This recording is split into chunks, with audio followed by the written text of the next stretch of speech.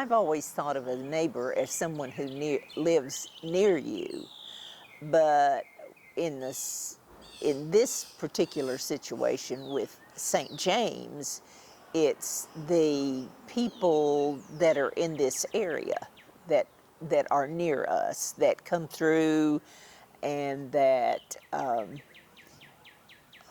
enjoy being here. After gardening for over 50 years, I know a little bit about it, and we all enjoy doing the things we're familiar with. I just love gardening. I mean, that's just the thing. It's much more fun than cleaning house, so I prefer to garden. Also, here at St. James, I just, well, you just see the results. And there was so much grass, like in this courtyard. This was all grassy here. And I could just see beautiful beds. And some of them have turned out beautiful and some of them haven't, but they will. They'll eventually become what I want them to do. Maybe never, but anyway, gardening is an ongoing process. And we have failures and we have successes. And I love to be here at St. James and see the people that come through and they make comments, and it just warms the cockles of my heart to see them. I've always said summer is not my favorite season. And people say, well, why? You're a gardener. But it's so hot. But in the winter, I can sit back and think about things that I can do next year. And it gives me a good time to kind of relax. And I come through, and being a gardener, you see life even in the middle of winter. You see it. And what I've tried to do is to plan areas that still have color. And well, just like this red twig dogwood, it is not red now, but in the winter the branches turn red. And so the leaves are off and it's bare, but you see the red twigs on it. So it adds color. And the dusty miller, you still see it. But there's beauty in winter.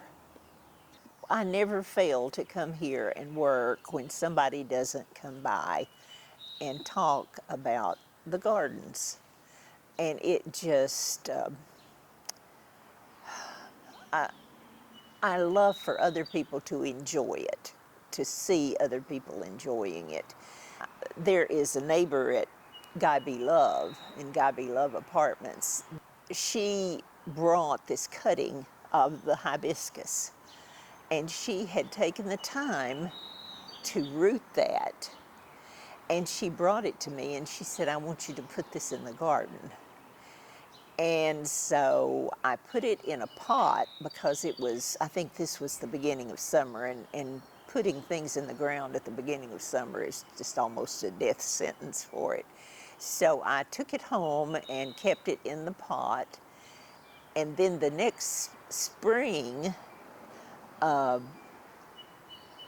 it came up out of the pot, and I put it over there in the bed. And I mean, it has just, every year it gets larger and larger in these large red blooms. And she is so proud of that. And she comes and she says, I've got to come visit my plant. And she just enjoys it so much. And, you know, they enjoy giving too. Others, they're able to give, and I love that. I think everybody that's in the group enjoys gardening, period. And we enjoy the fellowship, and we learn from each other. And we, if we have little plants that come from seed, just like these coneflowers, I call them little plant pups that come up, and they can take those home and put them in their garden. So, I mean, there's a benefit to working here. You get free plants. Gardeners are just fun to be around, I think. I just enjoy, I just enjoy being with this group that we have. As I said before, the lady that brought the plant, I mean, they give as much as we do. And, and the way they come and share their stories with us. And they do, they come and a lot of them talk to us. It's a two-way street. I mean, it's a give on both sides. When you have a bare slate and you go in and add something, and I mean, with gardening, you always see a difference. I mean, it's not like cleaning house. You really can't see the difference. But gardening is, there are always rewards with gardening. That is a hard decision. It's just like these crepe myrtles. I hated to take them down, but the cold weather we had in December was very destructive to lots of plants. And this spring, when I looked up and saw the tops of those, I just thought they're never going to be the same again. And I really hated to say anything about taking them down. But they just would not have, they would not have continued the way they once were. And trees, I just, well, just like the tree out here, of course, it died, and we replaced it with the crabapple out front.